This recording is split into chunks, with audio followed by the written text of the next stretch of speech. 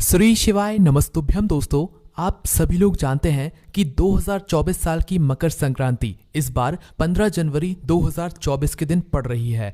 पर दोस्तों, इस वाली मकर संक्रांति का सबसे बड़ा और महत्वपूर्ण हिस्सा ये है कि इस बार की जो मकर संक्रांति पड़ रही है वो सोमवार के दिन पड़ रही है। मतलब सीधी सी बात यह है कि भगवान शिव जी की पूरी कृपा इस पूरे साल भर पर हमारे लिए होने वाली है, क्योंकि दोस्तों मकर संक्रांति का इतना पावन और पवित्र दिन भी सोमवार के दिन ही पड़ रहा है। अब दोस्तों, सोमवार के दिन पड़ रहा है और मकर संक्रांति का इतना पवित्र दिन भी है, तो भाई हम ऐसा कौन सा उपाय करें जिस उपाय को करने से हमें पूरे 2024 पूरे साल भर हमें उसका फल मिलता रहे। तो दोस्तों, वो मात्र एक ऐसा ही उपाय है जो कि है दोस्तों 14 दीपक वाला उपाय।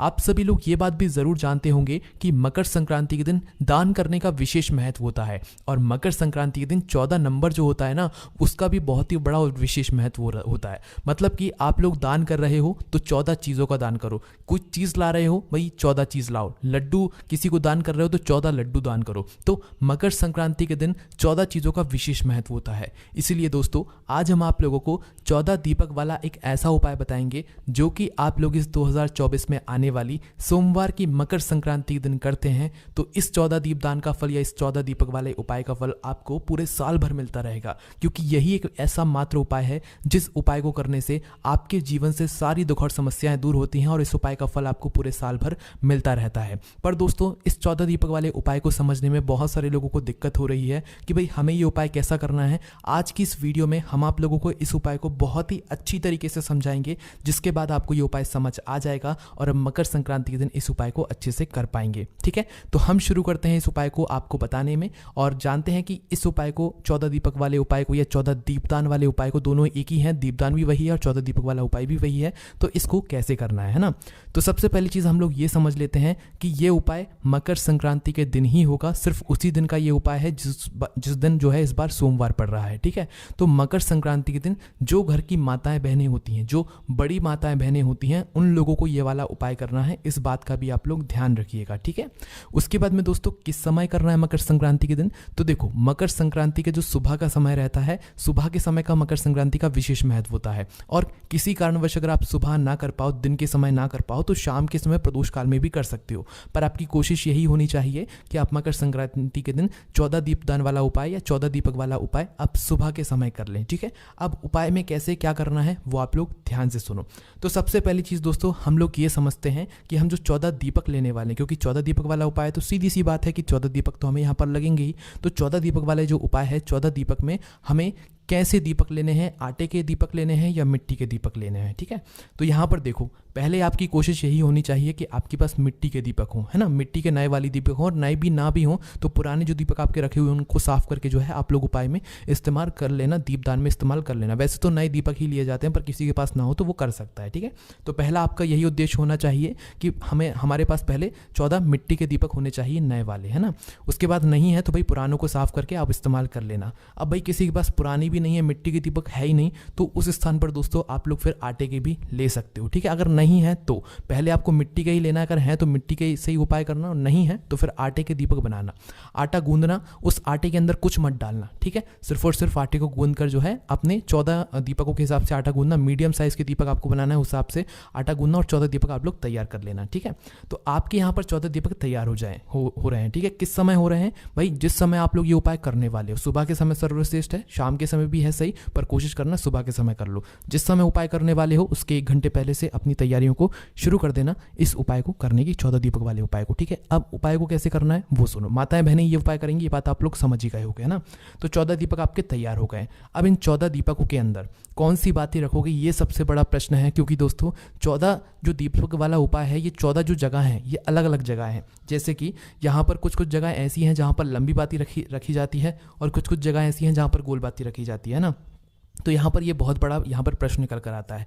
तो सीधी सी बात, हम आप लोगों को ज़्यादा कंफ्यूज नहीं करेंगे, आपको जो है गोल बाती लेनी है। अब गोल बाती लेने का मतलब क्या है, देखो मकर संक्रांति किस दिन पड़ रही है, इस बार सोमवार के दिन पड़ रही है। तो भाई सोमवार के दिन जो है कई जगहों पर माता लक्ष्मी जी का भी वास होता है। तो भाई इस समय अगर सबसे सही जो बाती रहेगी तो वो लंबी बाती ही रहेगी। गोल बाती भी रख सकते हो, पर क्या होता है कि पितरों के लिए जैसे गोल बाती नहीं लगाई जाती है, और देवी जी के लिए तो चलो चल भी जाता है, पर पितरों के लिए गोल बाती नहीं लगाई जाती है। इसलिए हम आपसे ऐसा बोलेंगे कि भाई एक गोल बाती ले लेना और बाकी सब लंबी ले लेना, तो ये सही नहीं जमेगा। इसीलिए जो भी लोग ये उपाय कर रहे हैं वो सारी लंबी बाती ले सकते हैं, ठीक है। तो सारी जो आप बाती बना रहे हैं वो लंबी बाती बना लेना। 14 लंबी बाती अपने घर की ही रुई से जो है तैयार कर लेना अपने हाथों से। अपने हाथों से जो रुई बनाओगे ना उसका आपको विशेष ही फल यहाँ पर मिलता है।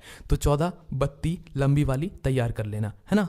14 बत्ती जैसे ही तैयार हो जाए तो भाई सबसे पहले जो आपने 14 दीपक लिए हैं ना, भले ही आटे के बनाए हो चाहे मिट्टी के तैयार किए हों, जो मिट्टी के लिए हों उनको एक थाली के अंदर जमा लेना, क्योंकि 14 दीपक आप एक साथ तो रख नहीं सकते हो कहीं, तो एक बड़ी सी थाली लेकर उसके अंदर 14 दीपक पहले जमा लेना, ठीक है। मिट्टी के हों चाहे आटे के हों, पहले जमा लेना। उसके बाद में फिर आपने जो लंबी बाती तैयार करी हैं, इन लंबी बाती को एक एक करके 14 दीपकों के अंदर एक एक आप लोग रख देना, ठीक है। अब देखो 14 से ना कम होना चाहिए ना ज़्यादा होना चाहिए। हमने आपको पहले ही बता दिया कि मकर संक्रांति के दिन 14 चीज़ों का विशेष महत्व होता है। तो 14 हम यहाँ पर दीपक वाला उपाय कर रहे हैं, 14 दीपदान वाला उपाय कर रहे हैं ना। तो 14 दीपकों के अंदर एक एक बाती रख दी। अब इसके अंदर तेल कौन सा डलेगा, तो देखो अगर सबसे सर्वश्रेष्ठ उस दिन के लिए माना जाए, मतलब मकर संक्रांति के अगर सबसे अच्छा तेल माना जाए तो वो तिल का तेल होता है। अगर आपके पास तिल का तेल उपलब्ध है, नहीं भी है तो अगर आप लाना चाहें तो पहले नंबर पे आप जो है तिल का तेल इन 14 दीपकों के अंदर डाल सकते हैं। कितना कितना डालना है, इतना इतना डालना है कि मतलब दीपक खाली ना लगे, मतलब भरे भरे लस्से लगे, है ना। इतना इतना तेल आप लोगों को डाल देना है। तिल का तेल है तो भाई बहुत अच्छी बात है ना। और अगर तिल का तेल नहीं है, नहीं ला सकते, तो उस जगह पर आप लोग चाहो तो भाई सरसों का तेल भी डाल सकते हो, ठीक है। सरसों का तेल भी नहीं है तो भाई आप शुद्ध देसी गाय का घी भी डाल सकते हो। 3 ऑप्शंस हैं। सबसे पहला नंबर जो है तिल का तेल ही रहेगा, दूसरे नंबर पे यहाँ पर सरसों का तेल रहेगा, और तीसरे नंबर पर अगर सरसों का तेल भी नहीं है, शुद्ध देसी गाय का घी हो तो वो डाल लेना। बस ध्यान ये रखना कि अगर तिल का तेल ले रहे हो तो उसके अंदर आपको कोई काली तिल के दाने डालने की जरूरत नहीं है, पर सरसों का तेल ले रहे हो तो उसके अंदर जो है इन 14 दीपकों के अंदर थोड़ी थोड़ी आपको काली तिल भी डालनी पड़ेगी, ठीक है। जो थोड़ी थोड़ी सी भले एक एक दो दाने डालो, पर काली तिल के दाने डालना जरूरी है अगर सरसों का तेल ले रहे हो। उसके बाद में शुद्ध देसी गाय का घी भी ले रहे हो तो भी आप लोगों को जो है तिल के दाने डालने पड़ेंगे, जरूरी है, ठीक है। पर तिल का तेल ले रहे हो तो भाई वो तो तिल का तेल ही है, फिर उसमें आपको अलग से कुछ डालने की जरूरत नहीं पड़ेगी। तो यहाँ पर आपके ये 14 दीपक तैयार हो चुके हैं, आपकी प्लेट में भी ये तैयार हो गए हैं, ठीक है। तो दोस्तों अब आता है सबसे महत्वपूर्ण चीज़ इस उपाय को करने के लिए, है ना। तो 14 दीपक हमारे तैयार हो गए। आप सुबह कर रहे हो शायद शाम को कर रहे हो, आप इन दीपकों को तैयार करके रख लेना, है ना। अब रखने के बाद दोस्तों इससे पहले ये भी बात सुन लो कि इन उपाय को करते समय ना शुद्धता का विशेष रूप से ध्यान रखना है। स्नान करके ही जो है ये दीपक वाला उपाय करना, सुबह सुबह प्रातःकाल, और शाम के समय कर रहे हो तो हाथ मुँह धोकर भी कर सकते हो, है ना। तो 14 दीपक आपके तैयार हैं। तैयार करने के बाद अब आपको क्या करना है वो सुनो।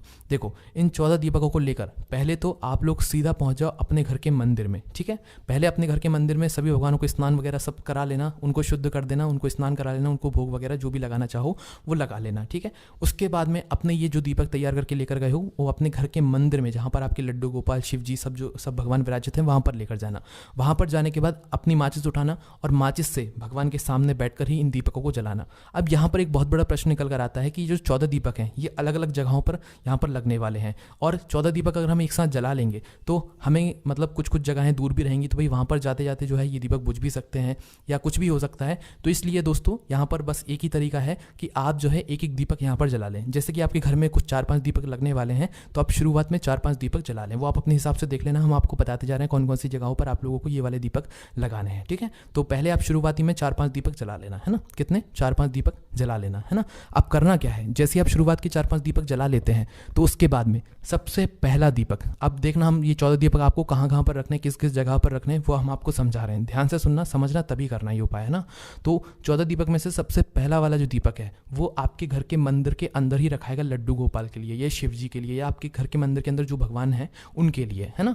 तो सबसे पहला दीपक आपको उठाना है। आरती चाहो तो कर सकते हो, उस दीपक से आरती भी कर सकते हो। और पहला 14 दीपदान वाले उपाय में से 14 दीपक वाले उपाय में से पहला दीपक आप अपने घर के मंदिर में यहाँ पर रख दोगे, ठीक है। जैसे ही आप लोगों का यह पहला दीपक लग जाए, ठीक है, तो भगवान से प्रार्थना करके उठ जाना और पूरी थाली को लेकर उठना, क्योंकि एक एक दीपक आप उठाकर नहीं रख सकते हो। उसके बाद में दोस्तों जो भी दीपक आप लोग रखते जा रहे हो ना, कोशिश करना कि उसके नीचे आप लोग कुछ तो फूल रख दो, या तो कुछ चावल के दाने रख दो या कुछ गेहूं के दाने रख दो। 14 दीपक जहां जहां पर आप लोग रखोगे कोशिश करना उन दीपकों के नीचे आप कुछ ना कुछ अपने साथ में जरूर रख लो। थोड़े से चावल के दाने रख लो या कुछ फूल की पत्तियां रख लो, ताकि उस दीपक के नीचे आप लोग रख सको, क्योंकि खाली दीपक ऐसे जमीन पर नहीं रखा जाता या कहीं पर भी नहीं रखा जाता। तो कोशिश करना कुछ चावल के दाने अपने साथ में या कुछ फूल की पंखुड़ियां तोड़कर अपने साथ में रख लो, और फिर जहां जहां पे दीपक रखो वहां पर उन फूल की पंखुड़ियों को पहले रखकर या चावल के दाने पहले रखकर फिर दीपक रखो, ठीक है। तो पहला दीपक आपका लग चुका है। अब दूसरे दीपक को लगाने के लिए आप जाओगे सीधा तुलसी मैया के पास में, ठीक है। तुलसी मैया के पास में जाने के बाद अपना दूसरा दीपक वहां पर जला दोगे, ठीक है। पहले कुछ फूल वगैरह या चावल वगैरह रखकर फिर उसके ऊपर दीपक रख देना। तो दूसरा दीपक हमारा लग गया किसके लिए? तुलसी माता के लिए। तीसरा जो दीपक आप लोग लगाओगे वो लगाओगे अपने घर के रसोई घर में। कहां पर लगाओगे? अपने घर के रसोई घर में, जहां पर आप भोजन बनाते हो। तो रसोई घर में जो है रसोई माता जी के लिए जो आप लोग तीसरा दीपक वहां पर लगा देना, है ना। अब जो चौथा दीपक लगाओगे वो कहां पर लगाओगे? चौथा दीपक आप लोग लगाओगे अपने घर की दहलीज पर, मतलब मेन गेट पर, जो आपके घर का मेन दरवाजा है वहां पर। तो मेन दरवाजे पर जाना और चौथा दीपक अपना वहां पर लगा देना, ठीक है। उसके बाद में दोस्तों आप पांचवें दीपक की बात करें तो दोस्तों जो पांचवा वाला दीपक है ना वो लगेगा आपके पितरों के लिए। अब पितरों के लिए दीपक कहां पे लगेगा? दोस्तों पितरों के लिए हमेशा दीपक दक्षिण दिशा की तरफ लगता है। तो लंबी बाती का दीपक आपका होगा ही पहले से, तो बाती का मुख दक्षिण दिशा की तरफ करके आपके घर में जहां पर आपको पता हो कि भाई इस तरफ दक्षिण दिशा पड़ती है, उस तरफ जाकर अपने पितरों के नाम का स्मरण करते हुए पितरों के लिए जो है अपना पांचवा वाला दीपक ये रख देना, ठीक है, इन 14 दीपकों में से। तो पांचवें दीपक आप लोगों का पितरों के लिए हो गया, है ना। उसके बाद में दोस्तों ये 5 दीपक हमने आपको बताया था कि ये आपके घर में ही लगने वाले हैं। अब जो अगले दीपक होंगे ये आपके घर के बाहर भी लग सकते हैं, थोड़ा घर के पास भी लग सकते हैं। तो अब आप जो है अपने दीपक अपने हिसाब से जलाते जाना और रखते जाना, ठीक है। तो देखो अब जो छठवां दीपक जो जलेगा दोस्तों वो जलेगा जल के पास में, मतलब कि किसी भी नदी बावड़ी या तालाब के पास में बहती हुई जल के पास में, है ना। तो अब दोस्तों कई सारे लोग ये भी कहेंगे कि भाई हमारे घर में के आसपास तो ना नदी है, ना बावड़ी है, ना तालाब है, ना बहती हुई नदी है, कुछ नहीं है, तो हम क्या करें? तो देखो पहली कोशिश आपकी यही होनी चाहिए कि आप किसी भी बहती हुई नदी के पास जाएं या बावड़ी में या तालाब के पास जाएं और वहां पर जाकर अपना ये छठवां वाला दीपक लगाएं। पर कोई नहीं जा सकता इतनी दूर, तो भाई वो अपने घर में ही ये प्रयोग कर ले। घर में एक थाली लेना, उस थाली के अंदर कुछ फूल वगैरह डाल देना और थोड़ा सा गंगा जल डाल देना। पहले तो शुद्ध जल डाल देना, है ना, शुद्ध जल से पूरी थाली भर देना। उसके बाद कुछ फूल वगैरह डाल देना और थोड़ा सा गंगा जल आखिरी में डाल देना, भले ही एक ढक्कन गंगा जल डाल देना। और उस फिर प्लेट के या थाली के बिल्कुल बीचों बीच आप अपना ये छठवां वाला दीपक रखना जो आप जल के लिए मतलब लगाने वाले हो, ठीक है। तो ये छठवां वाला दीपक आप लोग उस प्लेट के बीचों बीच रख सकते हो। जब कोई व्यक्ति नदी बावड़ी या तालाब तक ना जा पाए तो वो ये वाला जो है वो घर में ही कर सकता है, ठीक है। तो ये आपका छठवां दीपक यहाँ पर लग चुका है। अब सातवें दीपक की बात करें तो दोस्तों सातवां दीपक आप लोग लेकर जाओगे बेलपत्री के पेड़ के नीचे। अब यहाँ से आप लोग भले ही बेलपत्री के पेड़ के नीचे पहुंचकर अपना दीपक जलाकर फिर वहां पर रख सकते हो। अब जलाने की जरूरत नहीं है क्योंकि कई सारे लोगों के घर से थोड़ी दूरी पर जो है बेलपत्री के पेड़ या सारे पेड़ हो सकते हैं, तो भाई वो आप लोग वहीं पर जा जाकर जो है दीपक को जला सकते हो, है ना। तो सातवां वाला जो दीपक है वो बेलपत्री के पेड़ के नीचे पहुंचना, वहां पर जाकर दीपक रख देना और वहां पर प्रार्थना कर लेना लक्ष्मी मैया से, भगवान शिव जी से, माता पार्वती जी से। सातवां दीपक बेलपत्री के पेड़ के नीचे रखने के बाद अब आठवां दीपक आप लोग लेकर जाओगे आंवले के पेड़ के नीचे, ठीक है। तो आंवले का पेड़ जहां पर भी पड़े वहां पर लेकर जाना, आंवले के पेड़ के नीचे पहुंचना और वहां पर अपना आठवां दीपक जला देना, ठीक है। उसके बाद में दोस्तों नवे दीपक की बात करें तो नवे दीपक आप लोग लेकर जाओगे पीपल के पेड़ के नीचे, ठीक है। कहाँ पर लेकर जाओगे? पीपल के पेड़ के नीचे और वहां पर जाकर अपना नवा दीपक लगा दोगे। अब दोस्तों ऐसी बात नहीं है कि हम आपको जो पेड़ लाइन से बता रहे हैं आपको लाइन से ही दीपक रखने हैं, ऐसी बात नहीं है। आप चाहो तो पहले आंवले के नीचे भी रख सकते हो, पीपल के नीचे भी रख सकते हो, फिर बेलपत्री के पेड़ के नीचे भी रख सकते हो, वो आपके हिसाब से, ठीक है। पर घर वाले आपको लाइन से ही रखने हैं ना, बाकी पेड़ आप इधर उधर करके भी रखोगे तो कोई दिक्कत नहीं है। उससे पहले दोस्तों हम आपको एक बात और बता देते हैं, हमने आपकी मदद के लिए ही अपना एक व्हाट्सएप चैनल बनाया है जिसकी लिंक हम आपको डिस्क्रिप्शन में दे रहे हैं। आप उस व्हाट्सएप चैनल को ज्वाइन कर लीजिए जिससे कि आपको जो भी जानकारी होगी, जो भी आपके प्रश्न निकल कर आएंगे वो हम आपको एक साथ वहां पर जानकारी दे देंगे, ठीक है, उपायों से जुड़ी हुई। तो आप लोग लिंक डिस्क्रिप्शन में है, उस व्हाट्सएप चैनल को या व्हाट्सएप ग्रुप को जल्दी से ज्वाइन कर लीजिए। उसके बाद दोस्तों 9 दीपक तक हम पहुंच गए थे, 9वां दीपक हमने पीपल के पेड़ के नीचे लगाया। अब हम बात करते हैं 10वें दीपक के बारे में। जो 10वां दीपक आप लोग लगाओगे शमी के पेड़ के नीचे, ठीक है। शमी के पेड़ के नीचे 10वां दीपक लगेगा, जला के वहां पर रख देना। 11वां दीपक की बात करें तो वो लगेगा वट वृक्ष के नीचे, जो बड़ का पेड़ होता है वहां पर। 11वां दीपक बड़ के पेड़ के नीचे, बड़ वृक्ष के नीचे लगेगा। उसके बाद दोस्तों 12वें दीपक की बात करें तो वो आपके घर के आसपास जो भी शिव जी का मंदिर हो या कोई भी मंदिर हो तो भगवान के मंदिर में जाना, शिव जी के पास में जाना और शिव जी के पास में ये 12वें नंबर का दीपक लगा देना, ठीक है।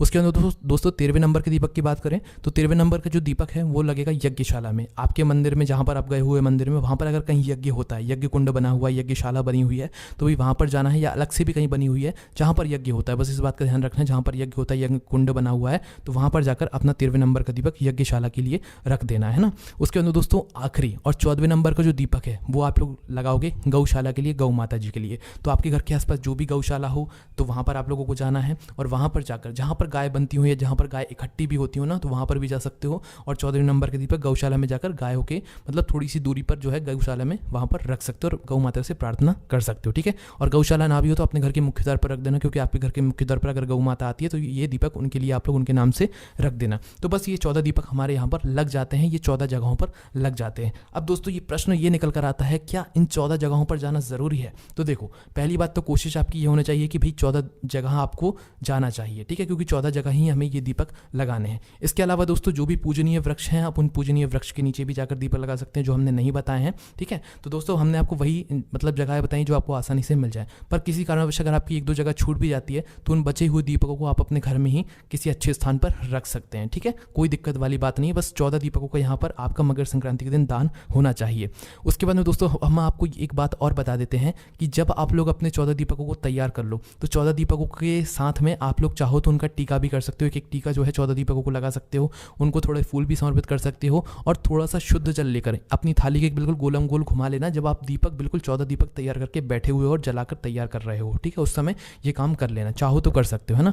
तो बस दोस्तों यहाँ पर ये 14 दीपक वाला उपाय पूर्ण हो जाता है और यहाँ पर आप लोगों को इसका फल भी बहुत ही यहाँ पर बड़ा मिलेगा। तो दोस्तों पहला दीपक और आखिरी दीपक को लगाते समय अपनी प्रार्थना, अपनी मनोकामना जो हो वो बोल सकते हो आप लोग, है ना। अब दोस्तों अब जो भी मतलब प्रॉब्लम या दिक्कत आपके इस उपाय को करने के लिए आपको समझ नहीं आ रही है तो वो आप हमसे कमेंट करके पूछ सकते हैं। हमारा व्हाट्सएप चैनल है, लिंक डिस्क्रिप्शन में है, वहाँ से ज्वाइन कर लो, वहाँ पर आपको उसका जवाब एक साथ जो है सभी लोगों को मिल जाएगा। जल्दी से कर लेना क्योंकि वहीं पर मैं आपको ज़्यादातर अपडेट दे दूंगा। कमेंट सेक्शन में इतने सारे लोगों को एक साथ जवाब नहीं दिया जा सकता, है ना। तो दोस्तों आपको जो भी दिक्कत, समस्या, परेशानी आती है आप हमसे कमेंट करके पूछ सकते हैं। हमारी वेबसाइट भोलेनाथभक्ति.com पर भी आप लोगों को ये वाले उपाय मिल जाएंगे, पंडित जी द्वारा बताए गए सारे आप वहाँ पर पढ़ सकते हैं। ओम नमः शिवाय, जय भोले बाबा, श्री शिवाय, नमस्तुभ्यम।